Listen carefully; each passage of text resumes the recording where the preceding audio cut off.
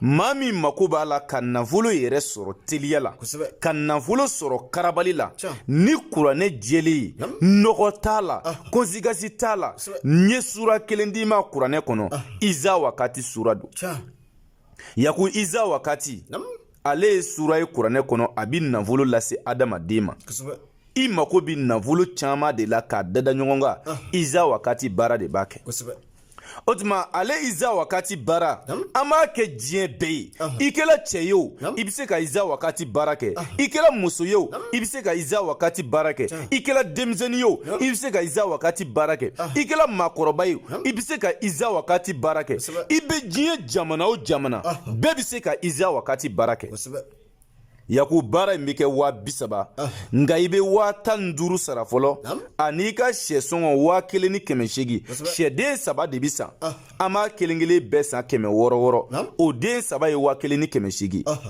o tuma n'i ka 15,000 n'i ka sɛsɔngɔ sara yaku an bɛ baara kɛ i bɛ yɔrɔ o yɔrɔ baara jaabi sɔrɔlen kɔ i b'i ka wari tɔ sara yɔrɔ ni nɔgɔya dan ye dɛ o tuma na i kɛra diɲɛ mɔgɔ o mɔgɔ ye bɛɛ bɛ se ka iza wakati baara kɛ wa nafolo konsigasi t'a la n'i y'a baara kɛ taa kana yɛrɛ t'a la i b'a nafolo sɔrɔ wa ka teli o ye teliya dan ye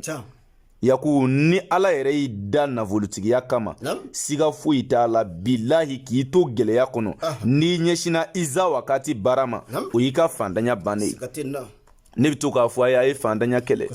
a y'a ka dekun kɛlɛ mais fantanya yɛrɛ fura n'i t'a dɔn o de ye iza wakati ye n'i y'ale baara kɛ ka ban fantanya banna bilahi yaku iza wakati ye fantanya fura de ye i mako bɛ nafolo de la iza wakati baara kɛ i k'i dabɔ a tɔ bɛɛ la baara kɔni ye 30,000 ye mais i bɛ 15,000 sara n'i ka sɛden 3 sɔngɔ 1,800 an bɛ baara kɛ baara ɲɛnen kɔ i b'i ka wari tɔ sara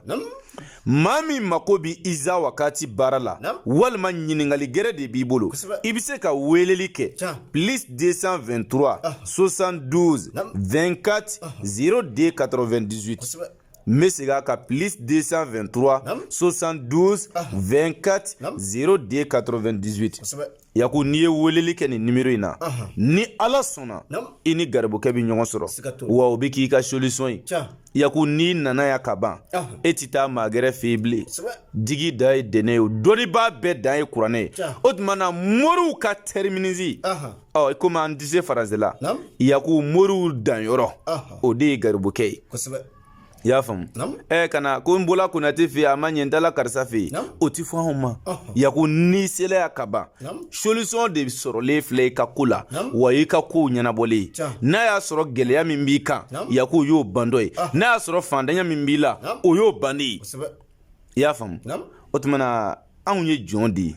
an bɛ ala de wele ala de ye faama ye yaku ala ma bɛɛ kɛ fɛn ye dɛ o tuma na anw tɛ se ka bɛɛ kɛ fɛn ye mais yarabi ala ka maa ɲɛsin an ma maa min ka sababu b'an bolo ala k'o kɛ ala ya bonya kama kira kanu kosɔn sɔli ala rasuli yaku n'i sela garibukɛ fɛ ya ka ban n'a y'a sɔrɔ e yɛrɛ bɛna kɛ fɛn ye k'i bɛna nafolo sɔrɔ bilahi i b'a sɔrɔ mais n'i tɛna sɔrɔ fiyewu yaku ne tɛ dɛ i mana taa diɲɛ yɔrɔ o yɔrɔ o kelen don i y'a faamu o tuma na ala k'an bɛn sababu ma ala ka laɲiniw sabati ala ka hamiw dilan ala ka garizigɛw foni sɔli ala rasuli arabana zolamna anfusana wa illam takfir lana wa tarhamna lanakunanna minal khasirin subhana rabbika rabbil izzati amma yasifuna salamun alal mursalin walhamdulillahi rabbil alamin